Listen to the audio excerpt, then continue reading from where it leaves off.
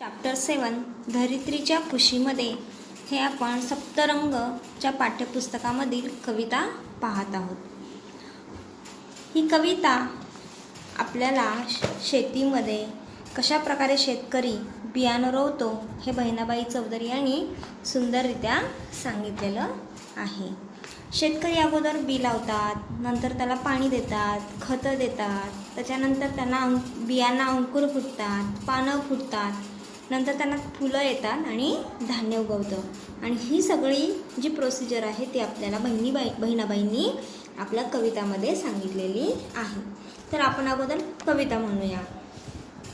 धरित्रीच्या कुशीमध्ये बियाणं निजली, वरे पसरली माती जशी शाल पांघरली, बिया टरार भुईत सर्वे कोंब आले वरे, घयरलं शेत जसं अंगावरती शहारे, ऊन वाऱ्याशी खेळता एका एका कोंबातून, परगटले दोन पान जसे हात जोडीसन, टाया वाजवती पान दंग देवाच्या भजनी, जसे करती कारुण्या होऊ दे रे आबादानी, दिसा मासा भये वाढ रोप झाली आता मोठी, आला पिकाले बहार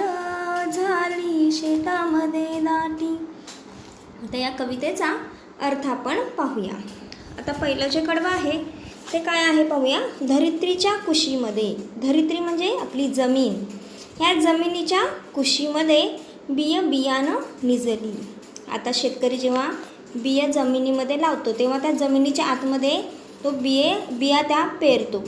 मग कवयित्रीला काय वाटतंय, जसं छोटंसं बाळ असतं ते आपल्या आईच्या कुशीमध्ये झोपतं, तसं ह्या मातीमध्ये जमिनीमध्ये ह्या बियासुद्धा झोपलेल्या आहेत। निजली म्हणजे झोपणे। वरे पसरली माती जशी शाल पांघरली, वरे म्हणजे वरती काय पसरलेली आहे, माती म्हणजे माती, जशी शाल पांघरली।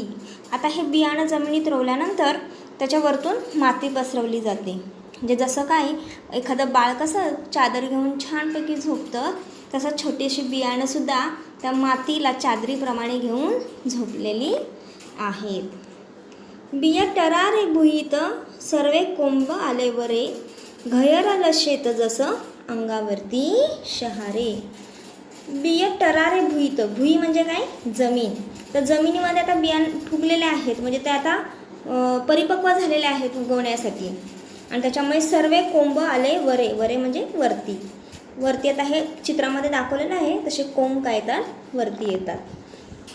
आता आपण एखादी काहीतरी गोष्ट केली आणि ती जर सक्सेस झाली तर आपल्याला खूप आनंद होतो आणि अगदी अंगावरती काटे येतात।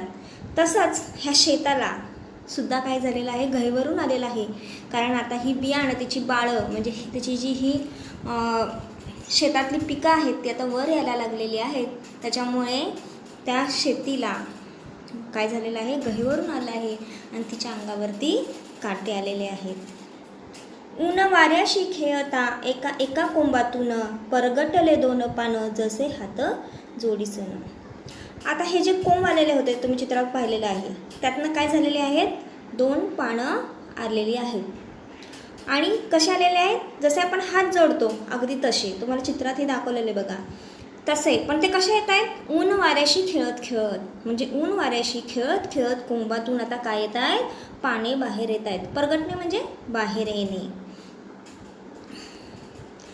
टाया वाजवती पानं दंग देवाच्या भजनी, जसे करती कारुण्या होऊ दे रे आबादानी। टाया म्हणजे टाळ्या।